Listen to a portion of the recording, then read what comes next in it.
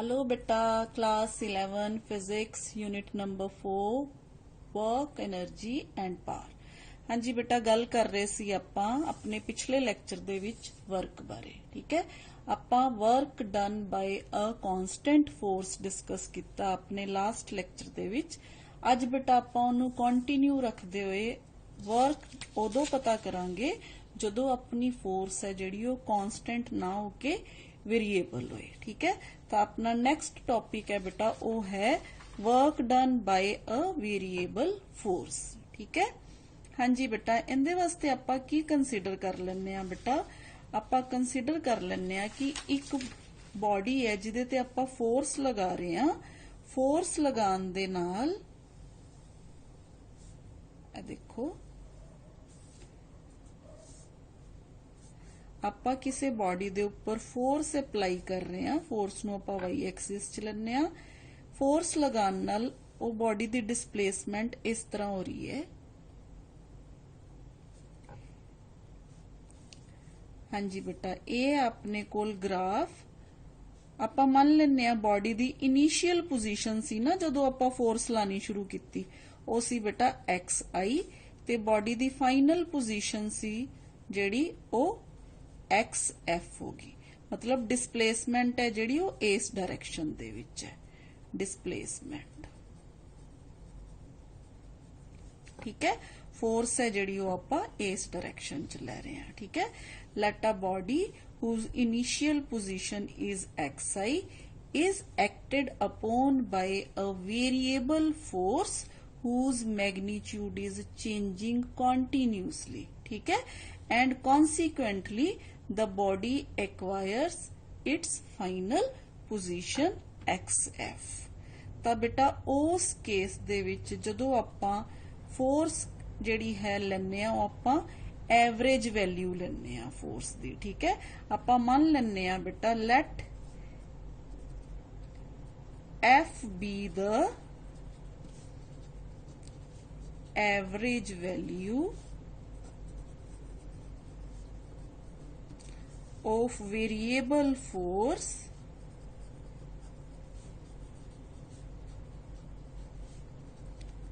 within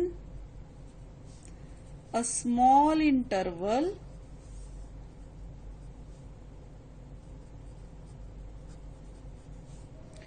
dx। हुण इत्थे dx की है बेटा, देखो आपां मान लो इत्थे जदों पहुंचे आपां ओरिजिन तो x पोजीशन ते पहुंच गए। मतलब आ जिहड़ी पोजीशन है ना, मान लो बेटा ये x है। ठीक है, हुण इहदे विच थोड़ा होर आपां अगे चले गए तो आ जिहड़ी पोजीशन है ना, ये है बेटा x प्लस dx या डेल्टा x। ठीक है, तो फिर आ जिहड़ा शॉर्ट डिस्टेंस है, जिहड़ा स्मॉल डिस्टेंस है बेटा, आ वाला डिस्टेंस यानी कि this distance is dx। तो फिर आपां इस डिस्टेंस नूं मान लैने आ बेटा dx। ठीक है, तो आपां कहने आ dx from position x to x plus dx, that is for small displacement dx। The work done will be the, let f be the average value of variable force within a small interval dx। ठीक है, then the work done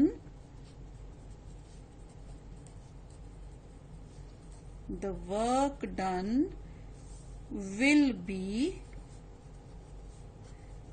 the area। हाँ जी, हुण area क्यों बेटा, आ area, क्योंकि work की हुंदा बेटा फोर्स इनटू डिस्टेंस। हुण आ अपने कोल एक रेक्टेंगुलर स्ट्रिप बन गई बेटा। ठीक है, इहदे विच जे आपां फोर्स ते डिस्टेंस दी गल करांगे, इधर देखो फोर्स है जिहड़ी वो बहुत स्मॉल वैल्यू आंदी, यानी कि आपां फोर्स है जिहड़ी वो एक हिसाब दी जिहड़ी है कांस्टेंट ले लांगे, ते डिस्टेंस है जिहड़ा अपने कोल की है dx है। तां इस केस दे विच डिस्टेंस यानी कि डिस्प्लेसमेंट dx है, फोर्स दी वैल्यू है जिहड़ी एवरेज फोर्स दी वैल्यू है वो कितनी f है। तो अपने कोल जिहड़ा एरिया हो जाएगा वो की हो जाएगा f इंटू dx। ते वो f इंटू dx की है, इस स्ट्रिप दा एरिया यानी कि रेक्टेंगल दा एरिया है। ठीक है। लेंथ इंटू ब्रेडथ आपां कह देने ना एरिया ऑफ रेक्टेंगल, तो फिर बेटा work done will be the area of the, आ जिहड़ी शेडेड है बेटा, shaded strip of width dx, ठीक है। तो बेटा हुण आपां जदों xi तो xf तक यानी कि इनिशियल पोजीशन तो फाइनल पोजीशन तक आपां जिहड़ा है वर्क डन कैलकुलेट करना होए तां आपां इनू की करांगे बेटा, इनू किन्नियां ही स्ट्रिप्स दे विच वंड लांगे इसे तरह, ठीक है। ते आ सारियां स्ट्रिप्स दा जे आपां एरिया जोड़ दईए तां अपने कोल जिहड़ा एरिया है वो सारी कर्व दा एरिया आ जाएगा ना फिर, ते इहदा मतलब आपां पूरे दा पूरा वर्क डन है जिहड़ा इस तरह कैलकुलेट कर सकते हैं, ठीक है। तां बेटा आपां की कवांगे, the work done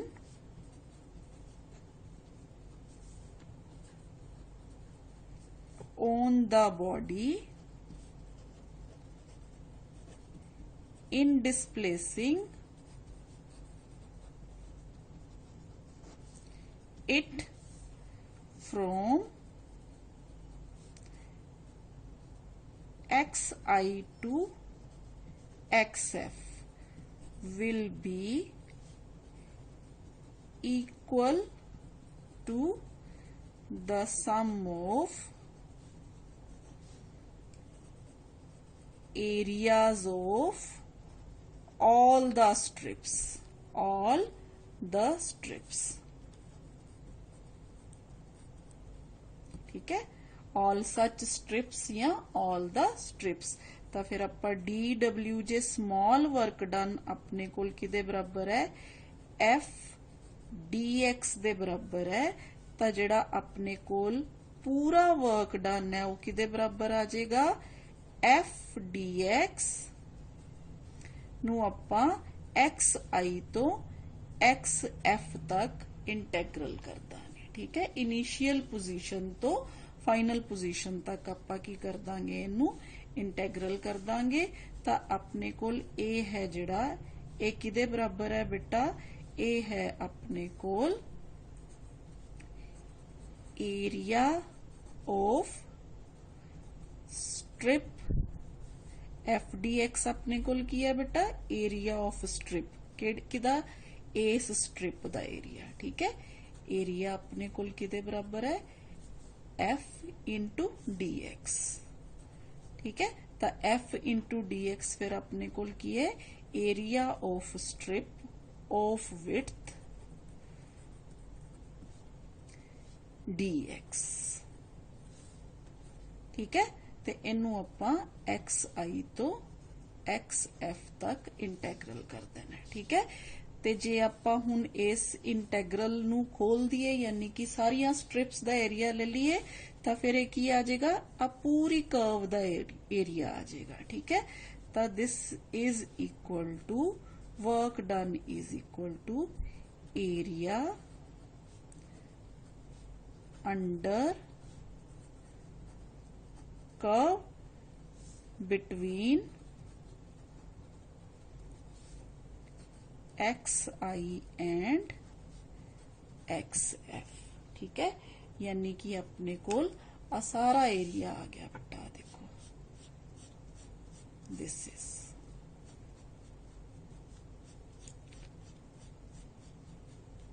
the area under the curve A B, ਆਪਾਂ ਇਹਨੂੰ ਮੰਨ ਲੈਂਦੇ ਆ xi a b xf, ਤਾਂ ਆਪਣੇ ਕੋਲ ਇਹ ਕੀ ਆ ਜਾਏਗਾ बेटा, टोटल वर्क डन, ठीक है। तो ਆਪਾਂ टोटल वर्क डन ਜਦੋਂ फोर्स है ਜਿਹੜੀ वेरिएबल होवे इस तरह कैलकुलेट कर सकते हैं।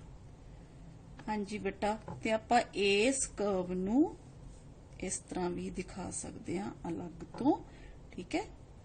मान लो अपने कोल कर्व है ते ਆਪਾਂ कह सकते हैं कि this is work, this is work A B, this is F and this is X, यानी कि डिस्प्लेसमेंट। तो बेटा इस जेड़ी कर्व है ਇਹਨੂੰ ਆਪਾਂ फोर्स डिस्प्लेसमेंट कर्व भी कह सकते हैं। ठीक है, this is force displacement curve. Area under curve between XI and XF और एरिया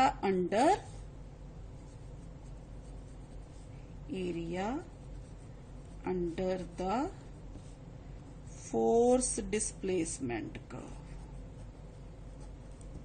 ठीक है, हाँ जी बेटा, हुण आपां गल करदे हां वर्क दे यूनिट्स दी। ठीक है, हाँ जी बेटा, वर्क दे यूनिट है ना जिहड़े आपां उहनूं दो तरह नाल एक्सप्लेन कर सकदे हां। First is absolute units. ठीक है, एब्सोल्यूट यूनिट्स। हाँ जी बेटा, एब्सोल्यूट यूनिट्स ऑफ वर्क दे विच आपां जिहड़ा वर्क लैंदे हां वो आपां लैंदे हां बेटा जूल। ठीक है, ਤਾਂ ਆਪਾਂ ਕੀ ਕਵਾਂਗੇ, ਆਪਣੇ ਕੋਲ ਵਰਕ ਹੈ ਜਿਹੜਾ ਆਪਾਂ ਨੂੰ ਪਤਾ ਹੈ ਫੋਰਸ ਇਨਟੂ ਡਿਸਟੈਂਸ ਹੁੰਦਾ ਹੈ। ਠੀਕ ਹੈ, ਤਾਂ ਆਪਾਂ ਯੂਨਿਟ ਹੈ ਜਿਹੜੇ ਵਰਕ ਦੇ ਲਾਂਗੇ ਉਹ ਲਾਂਗੇ 1 joule is equal to 1 newton. ਠੀਕ ਹੈ, 1 ਨਿਊਟਨ ਇਨਟੂ 1 मीटर। ठीक है, 1 न्यूटन, न्यूटन ਦੇ ਵਿੱਚ ਆਪਾਂ n ਹੈ ਜਿਹੜਾ ਉਹ ਸਮਾਲ ਲੈਣਾ ਹੈ। ਠੀਕ ਹੈ, ਤਾਂ ਆਪਣੇ ਕੋਲ 1 ਜੂਲ ਵਰਕ ਹੈ ਜਦੋਂ ਉਦੋਂ ਹੁੰਦਾ ਜਦੋਂ ਆਪਾਂ 1 ਨਿਊਟਨ ਦੀ ਫੋਰਸ ਲਗਾਈਏ ਤੇ ਬਾਡੀ ਹੈ ਜਿਹੜੀ 1 ਮੀਟਰ ਦਾ ਡਿਸਟੈਂਸ ਕਵਰ ਕਰ ਜੇ। ਯਾਨੀ ਕਿ ਕਿਸੇ ਵੀ ਆਬਜੈਕਟ ਦੇ ਉੱਪਰ 1 ਨਿਊਟਨ ਫੋਰਸ ਲਗਾਉਣ ਨਾਲ ਉਹ ਜਿਹੜਾ ਆਬਜੈਕਟ ਹੈ 1 मीटर की दूरी जे तय कर जाए तो आपां की कहने वर्क है जिहड़ा वो 1 जूल के बराबर है। ठीक है, work is said to be 1 joule. ठीक है, तो इनू बेटा आपां इस तरह लिख सकते। हाँ जी बेटा, work is said to be 1 joule when 1 newton force displaces the body through 1 metre in its own direction. ठीक है, नैक्सट है बेटा जिहड़े इनदे यूनिट्स है वो है CGS सिस्टम दे विच वो है बेटा अपने कोल अर्ग। CGS system. ठीक है, हाँ जी बेटा, हुण अर्ग कदों हुंदे आ जदों एक डाइन फोर्स लगाण दे नाल जिहड़ी बॉडी है 1 सेंटीमीटर डिस्प्लेस हो जाए। ठीक है, जिवें आपां इस केस दे विच न्यूटन फोर्स लगाने आ तां आपां इस केस दे विच की करांगे, डाइन फोर्स लगावांगे। ਤਾਂ 1 अर्ग ਜਿਹੜਾ ਹੈ ਉਹ ਆਪਾਂ ਕਹਾਂਗੇ 1 डाइन इंटू 1 सेंटीमीटर। ठीक है, ਇਹ ਤਾਂ ਹੋ ਗਏ ਬੇਟਾ ਦੂਸਰੇ ਯੂਨਿਟਸ ਜਿਹੜੇ CGS ਦੇ ਵਿੱਚ। ਹੁਣ डाइन ਤੇ ਜਿਹੜਾ अर्ग ਤੇ ਜੂਲ ਹੈ ਇਹਨਾਂ ਦੋਨਾਂ ਦੇ ਵਿੱਚ ਰਿਲੇਸ਼ਨ ਕੀ ਹੈ, ਜੂਲ ਤੇ अर्ग ਦੇ ਵਿੱਚ ਰਿਲੇਸ਼ਨ ਹੈ ਜਿਹੜਾ ਰਿਲੇਸ਼ਨ ਬਿਟਵੀਨ जूल एंड अर्ग। हाँ जी बेटा, देखो रिलेशन की होएगा, आपा क्या 1 joule is equal to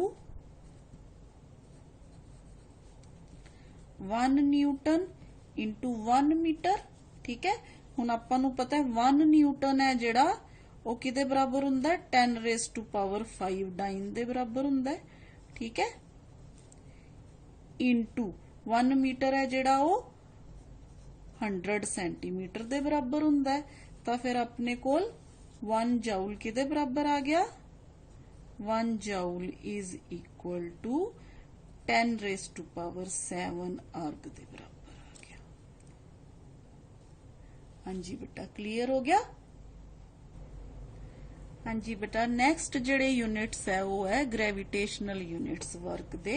again बेटा आपां नूं पता है वर्क है जिहड़ा वो फोर्स इंटू डिस्टेंस दे बराबर हुंदा है।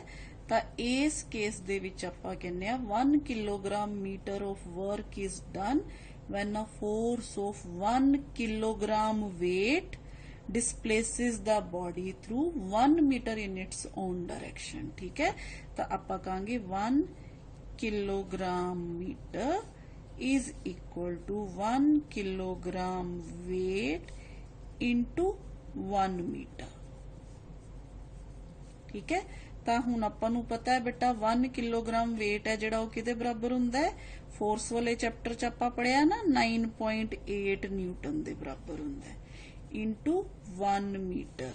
ਤਾਂ ਇਹ ਕਿਹਦੇ ਬਰਾਬਰ ਆ ਗਿਆ ਬੇਟਾ 1 kilogram metre is equal to 9.8 joule ਦੇ ਬਰਾਬਰ ਆ ਗਿਆ। ਠੀਕ ਹੈ, ਸੇਮ ਇਸੇ ਤਰ੍ਹਾਂ ਬੇਟਾ CGS ਸਿਸਟਮ ਦੇ ਵਿੱਚ 1 ਗ੍ਰਾਮ ਸੈਂਟੀਮੀਟਰ।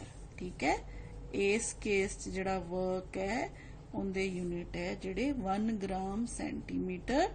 ਤੇ ਇਹਨੂੰ ਆਪਾਂ ਕਿਵੇਂ ਲਿਖਾਂਗੇ ਬੇਟਾ 1 ਗ੍ਰਾਮ weight into 1 सेंटीमीटर। ठीक है, ਹੁਣ ਤੁਹਾਨੂੰ ਪਤਾ ਹੈ ਬੇਟਾ 1 ਗ੍ਰਾਮ weight means 980। ਠੀਕ ਹੈ, ਆਪਾਂ 980 ਡਾਈਨ ਦੇ ਬਰਾਬਰ ਲੈਣੇ ਆ ਇਹਨੂੰ into 1 सेंटीमीटर। ठीक है, ਤਾਂ ਆਪਾਂ ਇਹਨੂੰ ਕੀ ਕਵਾਂਗੇ ਬੇਟਾ, ਆਪਾਂ ਇਹਨੂੰ ਕਵਾਂਗੇ 980 ਜਾਂ 81 ਅਪਰੋਕਸੀਮੇਟਲੀ ਅਰਗ ਦੇ ਬਰਾਬਰ। ਠੀਕ ਹੈ, ਤਾਂ ਇਹ ਹੈ ਬੇਟਾ ਆਪਣੇ ਕੋਲ 1 ਗ੍ਰਾਮ ਸੈਂਟੀਮੀਟਰ। ਠੀਕ ਹੈ, ਇਹ ਹੈ ਆਪਣੇ ਕੋਲ ਬੇਟਾ ਯੂਨਿਟਸ ਆਫ ਵਰਕ। ਹਾਂਜੀ ਬੇਟਾ, ਹੁਣ ਆਪਾਂ ਇਹਦੇ ਨਾਲ ਹੀ ਡਾਇਮੈਂਸ਼ਨਸ ਆਫ ਵਰਕ ਦੀ ਗੱਲ ਵੀ ਕਰ ਲੈਂਦੇ ਆ। ਠੀਕ ਹੈ, ਡਾਇਮੈਂਸ਼ਨਸ ਆਫ ਵਰਕ ਵੈਰੀ ਇੰਪੋਰਟੈਂਟ ਬੇਟਾ। ਇਹ ਸਾਰੇ ਛੋਟੇ ਛੋਟੇ ਕੁਐਸਚਨ ਹੈ ਜਿਹੜੇ ਤੁਹਾਨੂੰ ਐਗਜ਼ਾਮ ਦੇ ਵਿੱਚ ਪੁੱਛੇ ਜਾ ਸਕਦੇ ਆ। ਠੀਕ ਹੈ, ਤਾਂ ਵਰਕ ਡਨ ਆਪਣੇ ਕੋਲ ਬੇਟਾ again work done is equal to force into distance। ठीक है, डिस्प्लेसमेंट या डिस्प्लेसमेंट। ठीक है, तो अपने कोल W is equal to force they dimensional formula बेटा MLT minus 2 into displacement L। ठीक है, तो फिर अपने कोल वर्क दा डायमेंशनल फार्मूला जिहड़ा है वो बन गया बेटा ML2T minus 2। ठीक है, हाँ जी बेटा, हुण आपां work done in terms of rectangular components दी भी गल कर लीए। रैक्टेंगुलर कंपोनेंट्स जिवें कि तुहानूं पता है आपां जे फोर्स है आपां फोर्स नूं रैक्टेंगुलर कंपोनेंट्स दी फॉर्म च जदों आपां लिखने आ, यानी कि आपां इहदे तीनों एक्सिस दे वल जिहड़ा इहदा इफेक्ट है वो देखना हुंदा है, तां आपां इहनूं किस तरह लिखांगे FXI cap plus FYJ cap plus FZK cap. ठीक है, इसे तरह बेटा डिस्प्लेसमेंट है जिहड़ी ओनू आपां SXI cap SYJ cap plus SZK cap लिखांगे। ठीक है, तो हुण वर्क डन फिर किदे बराबर हुंदा आपां नूं पता है F डॉट S दे बराबर हुंदा है। ठीक है, ते जदों आपां डॉट प्रोडक्ट लैने आ इन्हां दोनां दी डॉट प्रोडक्ट लांगे F dot S means FXI plus FYJ plus FZK dot SXI plus SYJ plus SZK। ठीक है, हुण आपां डॉट प्रोडक्ट I नाल I J नाल J ते K नाल K, बाकी सारियां टर्म्स जिहड़ियां वो जीरो हो जांदियां हुंदियां। ठीक है, आपां ये कीता होया डॉट प्रोडक्ट दे विच, तां W किहदे बराबर आ गया बेटा FX SX plus FY SY plus FZ SZ दे बराबर। ठीक है, हाँ जी बेटा, ये जिहड़ा फॉर्मूला है इस फॉर्मूले तो तुहानू न्यूमेरिकल्स है जिहड़े वो पूछे जा सकते हैं। ठीक है जी बेटा, देखो ये जिवें छोटा जिहा एग्जाम्पल है, इन्ने न्यूटन फोर्स लगान नाल मान लो कोई पार्टिकल है जिहड़ा इन्ना डिस्प्लेस हो गया। ठीक है, तां आपां वर्क डन है जिहड़ा वो किवें कैलकुलेट करांगे एफ डॉट एस, ठीक है, यानी कि 5i plus 3j dot 2i minus 1j, ठीक है। इत्थे k कंपोनेंट 0 है, यानी कि z एक्सिस वालों दी डिस्प्लेसमेंट या फोर्स दे कंपोनेंट नहीं हैगे, ठीक है। तो जदों आपां बेटा इनू सॉल्व करांगे 5 नू आपां 2 नाल मल्टीप्लाई करता 10 आ गया, ठीक है। आई कैप जिहड़ा है 1 आ गया तो 10 आ गया अपने कोल, ठीक है। 3 नू -1 नाल मल्टीप्लाई किया तो अपने कोल -3 आ गया। जे डॉट जे है जिहड़ा अगेन अपने कोल 1 दे बराबर आ गया, तो बेटा अपने कोल आंसर आ गया 7, ठीक है। 10 - 3 7 जाउल, यानी कि इन्ना वर्क किया जदों इन्नी फोर्स लगान ते बॉडी इन्नी डिस्प्लेस होगी, ठीक है। हाँ जी बेटा, आई होप कि तुहानू वर्क नाल रिलेटेड जिहड़े टॉपिक है वो अच्छी तरह समझ आ गए होंगे। तो नैक्सट बेटा आपां अगले लैक्चर च मिलांगे, ठीक है। थैंक यू बेटा।